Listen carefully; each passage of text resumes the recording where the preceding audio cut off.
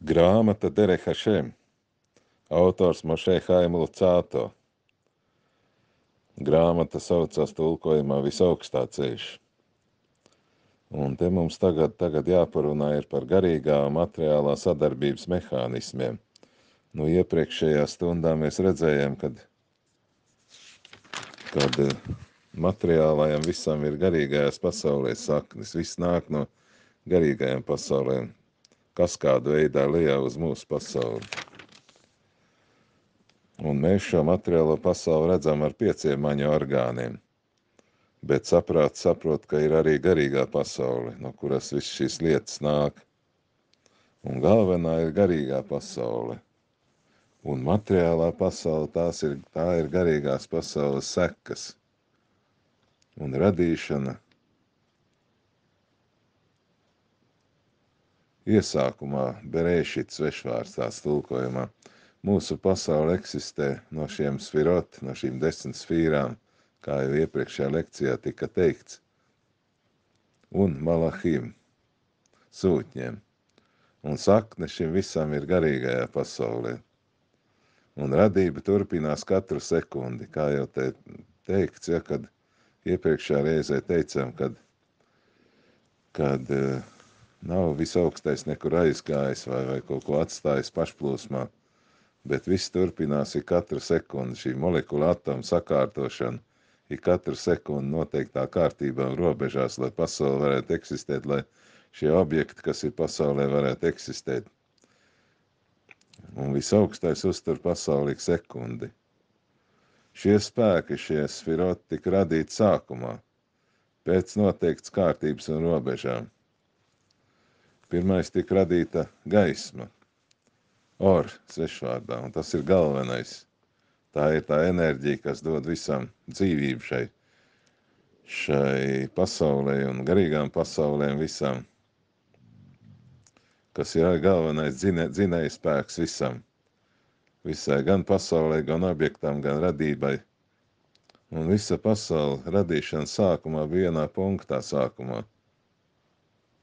Un bija arī neierobežot visaugstā griba, kas nāk no pasaules Olama Celut, kur ir visaugstā spēcīga klātbūtne. Nu, visaugstā klātbūtne jau ir visās pasaulēs, bet kā jau te iepriekšējā stundā mēs te teicām, kā tas izpaužas, kad visaugstais sevi ir sašaurinājis, samazinājis savu klātbūtni.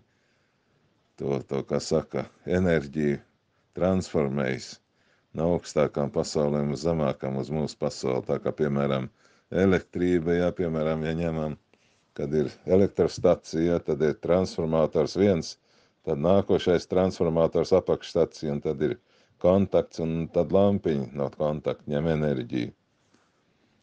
Tā ir, kā teikt, tā lampiņa, tā mūsu pasauli ir šeit tā salīdzinājumā. Nu, un jā, tā tad visa radība vienā punktā sākumā, kur visa pasaule vienā punktā, un tad bija neierobežot visaugstā griba, Olama Celut, un visaugstā klātbūtne, un pēc tam etapi attīstības likumi. Kā jau te par to leduskapi te tika iepriekšējā reizē teikts, kad ir leduskapi ir gaiss, tad gaiss transformējās uz tvaikiem, ūdens tvaikiem, tad tvaiki transformējās uz ūdeni, un ūdens tālāk uz ledu. Un viss tas notiek šai vienā leduskapī, no viena stāvokļa otrā. Tāpat arī mūsu pasaules attīstības etapi. Šis etaps, kur šī saspiešanās notika, šī enerģijas saspiešanās, gaismas daudzums samazinājās, kas nāk no visaugstā, caur garīgām pasaulēm, mazāk un mazāk, it kā caur ekrāniem viņš nāk un samazinājās, lai radību varētu pieņemt, lai varētu cilvēks, lai varētu mūsu pasauli, zemākā šī pasaule, materiālā pasaule, to visu pieņemt, šo enerģiju. Un tā te arī salīdzināts, ka cilvēks ir mazā pasaule, bet visu, kā saka, cita radība pasaule, tā saucamā lielā pasaule. Un cilvēkam ir pasaules forma, no sava ķermeņa saprotam, kā radīt pasauli. Nu, tas ir liels garš stāsts, tur ir kabalistiskie modeļi, un tas ir tikai tā, kā saka, tāds norādījums te teikts, lai to visu tur izpētīt, tur, nu, ir kabalā jāiet iekšā. Un te arī par šo radīšanas procesu tāds salīdzinājums ir dots. Piemēram, torte, ja? Torte. Pirmais cilvēkam ir vēlme, garša mutē. Sajūta, kā saka, vēlmi, ja? Otrais ir iztēle, kas saistīta ar šīm jūtām konkrēti, ko izdarīt. Un trešais uz smadzenēm nāk impulss, kur sākās doma par šo realizāciju, kur šo torti dabūt, piemēram, te salīdzina. Un ceturtais ideja, kas paliek par materiālu darbību. Tas nozīmē eju uz veikalu un pērku. Un piektais, nu tā tad rezultātā ēdu un uzņemu sevi, ja? Tātad šīs ir tās pakāpes tāds salīdzināts ar šo procesu, ja tāpat arī garīgajā pasaulē ir. Pirmais plāns, otrais realizācija, trešais izpilda, un te nu mēs redzam te mūsu realitāte, šī materiālā pasaule. Un šie spēki ir radīti sākumā, šie sfiroti, šie 10 sfiroti, ir radīti robežās un kārtībā. Viss no visaugstā vienotības, bet radot attiet no vienotības. Daudzveidībā, kārtībā, robežās, garīgajās. Tātad mēs redzam, ka tur ir strukturēts, viss pasaulē ir strukturēts, kad ir debesis, mākoņi, ir ūdens, ir zeme, cels, cietzeme, ir minerāli, ir augi, ir dzīvnieki, ir cilvēks. Dažādi objekti ir pasaulē. Bet visam tam ir garīgajā pasaulē sakne. Viss, kas garīgajā pasaulē ir sakne mūsu pasaulē. Viss nāk no augšas uz leju. Bet mēs to neredzam. Nu, mēs jau ar zinātnes palīdzību varam tikai izpētīt šo dabu, kas te mums ir dot, šo materiālo pasauli. Bet šo garīgo pasauli tikai ar saprātu var pieņemt. Un sākums ir garīgajās pasaulēs, kā jau te teica, un beigas mūsu pasaulē. Bet izņēmums ir šāds, ka cilvēkam ir brīvā izvēle, par ko jau mēs te iepriekšējās tēmās runājam. Cilvēkam ir garīgā daļa, kā saka, smadzenes, ja nešamā, kur ir šī visaugstā daļa no visaugstā, šī dievišķā dvēsele tā saucamā, kas iespaido cilvēku un dod izvēles starp pozitīvo un negatīvo, starp labo un ļauno. Un tas rada cilvēku neatkarīgi no garīgās pasaules spēkiem. Tātad cilvēks ar savu brīvo izvēli var dot impulsu no šīs materiālās pasaules uz garīgajām pasaulēm. Un ir arī tāda iespēja cilvēkam, ka cilvēks var iet pret visaugstā likumu un izvēlēties vai nu pildīt, vai nepildīt, vai darīt labu vai sliktu.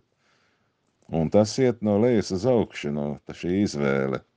Tātad visi objekti un notikumi nāk no visaugstā, no augšas uz leju uz mūsu pasauli, ar garīgām pasaulēm, bet no lejas uz augšu cilvēks ar savu brīvo izvēli dod impulsu savukārt. Un tas viss iet no mūsu materiālās pasaules šīs izvēles rezultātā uz garīgajām pasaulēm. Nu, ja nebūtu šī brīvā izvēle, kā jau te kādreiz jau runāts tika, tad cilvēks būtu kā robots, dzīvnieks. Nu, robotam jau nav brīvā izvēle, tas ir tikai ieprogrammēts, kas viņam jādara, un viņš to arī dara. Bet cilvēks ved sevi neprognozējami, jo nekad nevar saprast, ko cilvēks izvēlēsies, vai nu pozitīvo, vai negatīvo, vai šo, vai to darīt.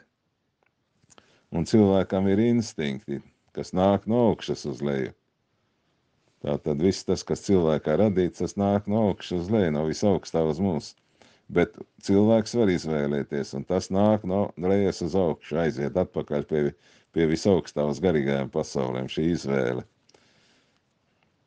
Bet visa pasaule, kas mūs apkārt, un visi notikumi, tas ir liktenis, tā saucamais, mazaļs, svešvārds te parādās jauns, mazaļ liktenis, kas nāk no augšas uz leju.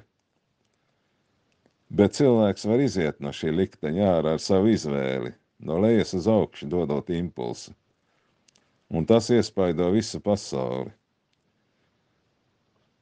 Cilvēka darbība atstāja iespaidu uz garīgajām pasaulēm.